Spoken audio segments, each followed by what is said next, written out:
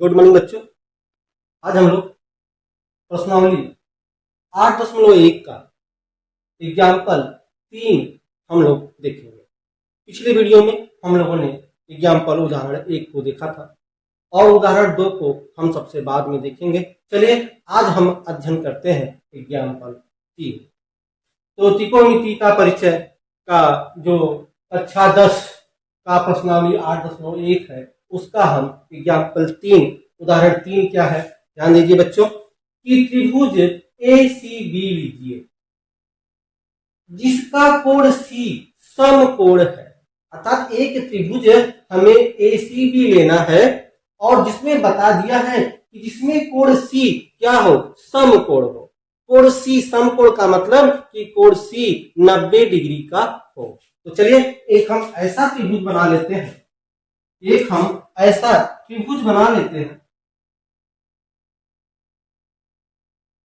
यह हमने त्रिभुज बना लिया और कहा जो है त्रिभुज ACB लीजिए जिसका कोण C समकोण हो।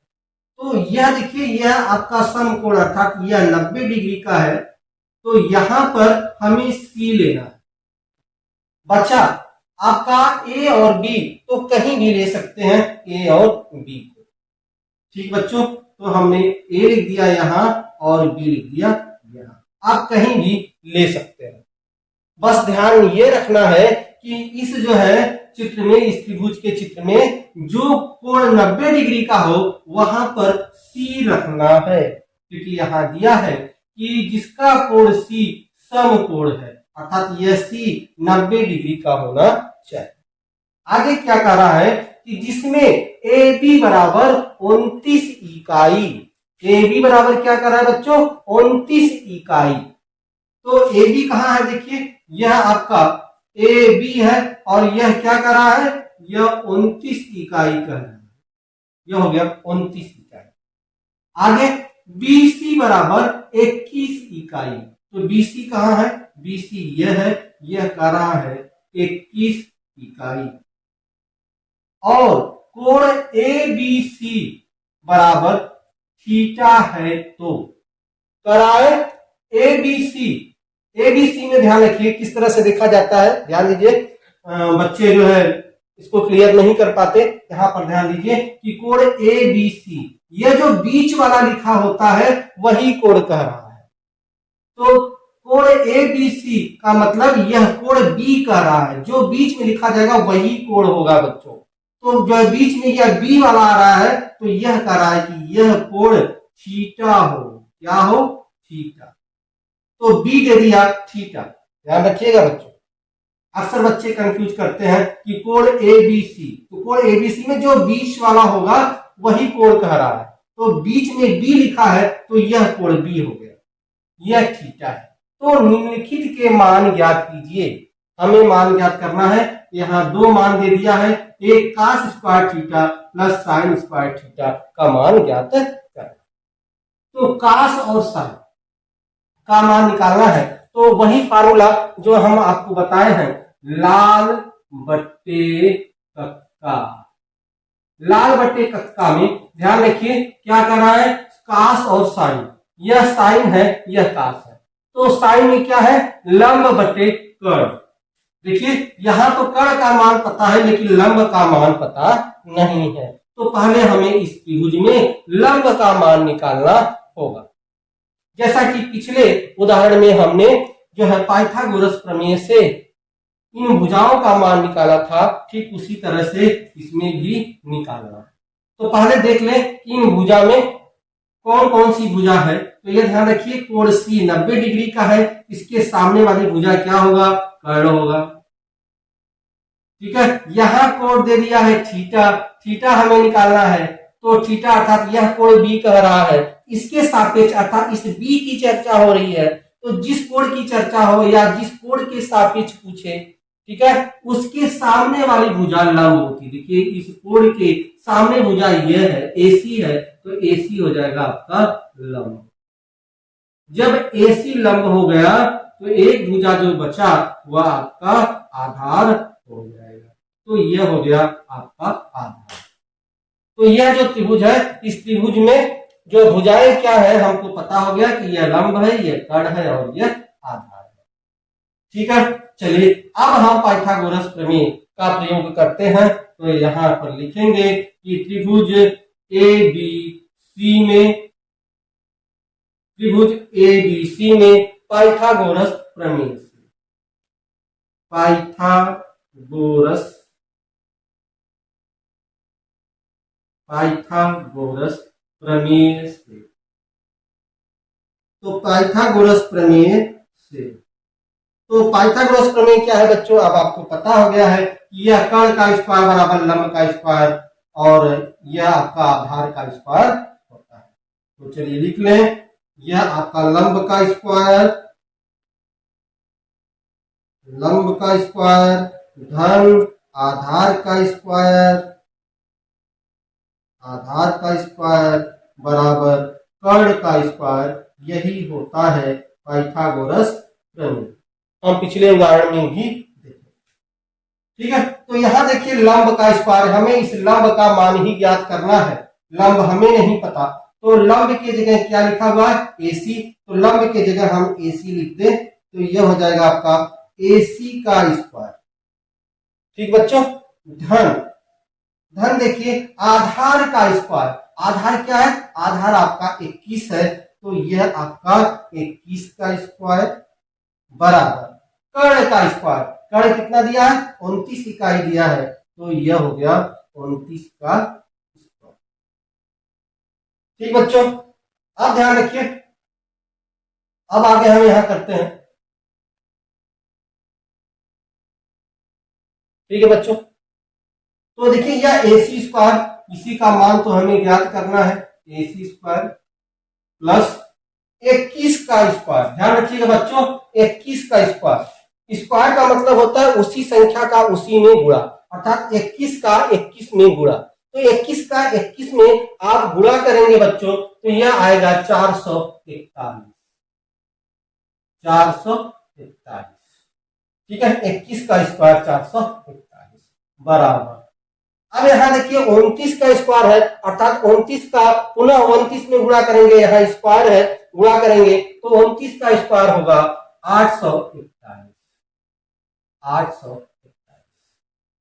ठीक बच्चों, अब ध्यान दीजिए, अब क्या होगा, अब यह AC स्क्वायर बराबर,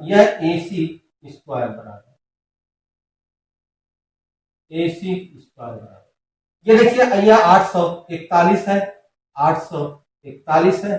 ठीक है, अब यह बराबर की इधर है, ये 441, जब बराबर की इधर जाएगा तो क्या हो जाएगा बच्चों, माइनस हो जाता है। तो बराबर के इधर इसको ले आए इस 441 को, तो बराबर की इधर लाते हैं तो माइनस हो जाएगा, -441, या यह AC स्क्वायर बराबर 841 में से 441 आप अगर घटा देंगे तो कितना आ जाएगा बच्चों, यह आ जाएगा आपका 400, घटा देंगे तो यह आ जाएगा 400।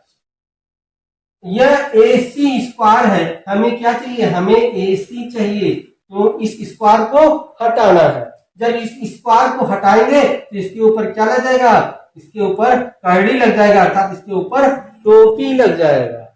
तो यह AC बराबर, अब इसके ऊपर कर्डी या टोपी लग जाएगा और यह हो जाएगा 400, या यह AC बराबर, आपको पता है यह कर्डी यह वर्गमूल है, तो 400 किसका वर्गमूल है, यह 20 का वर्गमूल है। ठीक है, और यह AC बराबर हो गया 20 इकाई। AC बराबर कितना हो गया बच्चों, AC बराबर हो गया 20 इकाई, अर्थात अब जो है इस लंब का मान भी हमें पता हो गया। तो अब त्रिभुज के तीनों भुजाओं का मान हमें पता हो गया। चलिए अब हम यहां करते हैं जो पहला ऑप्शन दिया है, पहला ऑप्शन क्या दिया है, cos स्क्वायर थीटा। ठीक है, cos square theta plus sine square theta. तो cos स्क्वायर थीटा पहला है, यहां पे cos square theta plus sine square theta, यह मान ज्ञात करना है हमें। तो cos स्क्वायर थीटा, तो यह cos क्या होगा, ध्यान रखिएगा, कास वाला ये है बच्चों, यह साइन का है, यह कास का है, यह आधार बटे कर्ण है। इसमें आधार कहाँ है बच्चों, आधार 21 है, तो यह हो जाएगा 21 बटे, अब कर्ण है तो कर्ण का मान कितना है बच्चों 29, तो यह 21 बटे 29 का क्या है स्क्वायर है, प्लस बीच में प्लस का निशान है, प्लस रखेंगे। अब यहाँ साइन है, तो साइन का देखिए यह पहला है, तो पहला क्या है लंब बटे कर्ण, इसमें लंब कहाँ है बच्चों, लंब देखिए 20 है, तो 20 बटे, अब क्या है यह कर्ण है, कर्ण क्या है बच्चों 29, तो 20 बटे 29 का स्क्वायर। यह हो गया cos square theta plus sine square theta का मान।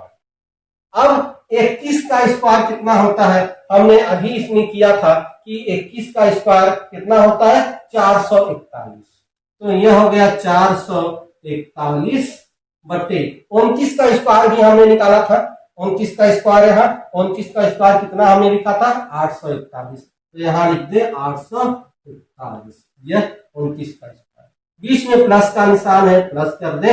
फिर 20 का स्क्वायर, 20 का स्क्वायर हमको पता है कि 20 का स्क्वायर 400 होता है, क्योंकि 20 का गुणा 20 में करेंगे तो कितना आएगा 400 आएगा, बटे 29, 29 का स्क्वायर, 29 का स्क्वायर हमें देखिए यहाँ 29 का स्क्वायर हमने लिखा है 800, ठीक है। अब देखिए बच्चों अब क्या होगा, अब ध्यान रखिए, अब इन दोनों का लघुत्तम ले लेंगे, लस ले लेंगे, ठीक है, लघुत्तम या लस है, तो 841 841 दोनों में सेम है, तो इनका लघुत्तम हो जाएगा 841, यह हो गया 841, यहां बचा आपका 441 धन 400, ठीक है बच्चों। अब यह बराबर कितना आ जाएगा, देखिए यह बराबर आपका आ जाएगा 841, यह आ जाएगा आपका 841 बटे 841, 841 बटे 841, और यह क्या हो जाएगा कैंसिल हो जाएगा, और यह बराबर 1 आ जाएगा, और यह इसका हुआ, ठीक है। तो cos square theta plus sine square theta बराबर क्या हो गया 1 हो गया, यह इसका पहले का आपका उत्तर हुआ। और एक फार्मूला भी होता है, बाद में हम लोग देखेंगे कि sine square theta plus cos square theta बराबर 1, जो यहाँ आ गया है, हम बाद में देखेंगे। तो हमने पहला जो इसका खंड देख लिया, अब इसका दूसरा खंड देखते हैं। दूसरा खंड भी सेम है, केवल बीच में माइनस है, बीच में क्या है बच्चों, बीच में केवल माइनस है, ठीक है। तो यहाँ दूसरा खंड हम लोग देखते हैं, यहाँ पे दूसरा खंड इसका, तो दूसरा खंड में देखिए यहां जो है cos square theta minus sine square theta, यही है बच्चों, ठीक है। Cos square theta minus sine square theta, हमने कास स्क्वायर थीटा का यहाँ पर लिखा है, तो डायरेक्ट यहाँ पर लिख दें, केवल बीच में माइनस है, तो इसको हम डायरेक्ट लिख दें, तो यह हो जाएगा आपका 441 बटे 841, माइनस साइन वाला का हमने मान यहां निकाला है 400 बटे 800, सेम वही है बच्चों, जहां प्लस है वहां आपका माइनस हो गया। अब फिर इसका लघुत्तम समापवर्तक ले लीजिए, लसा ले लीजिए, तो 841 आएगा, ठीक, यहां 441 है, और यहां माइनस 441 में से 400 घटाएंगे तो बचेगा 41, तो हो गया आपका 41 बटे 841, यह इसका हुआ, ठीक है बच्चों। तो पहला जो है आपका उत्तर यह रहा, और दूसरा उत्तर आपका यह रहा। देखिए बच्चों कितने आसानी से जो है ये सवाल हल हो रहे हैं। तो यदि यह ट्रिग्नोमेट्री टेक्नोमेट्री आपको आगे बड़ा मजा आने वाला है लगाने में, बहुत ही आसान है, अगर आपको फार्मूला और सूत्र पता है तो आसानी से आप इसको लगा सकते हैं, ठीक है। तो यह जो है आपका एनसीईआरटी का उदाहरण 3 रहा, और अगले वीडियो में हम एनसीईआरटी की उदाहरण 4 बताएंगे। हर वीडियो में हम आपको बच्चों एक एक उदाहरण बता रहे हैं जिससे आपको आसानी से समझ में आए। ठीक है बच्चों, तो यदि आपको समझ में आ रहा है तो बच्चों मेरे चैनल को जो है सब्सक्राइब, ठीक है, लाइक तथा दोस्तों में शेयर जरूर कीजिएगा। चलिए बच्चों, मिलेंगे अगले वीडियो में जो है उदाहरण 4 के साथ। तब तक के लिए बच्चों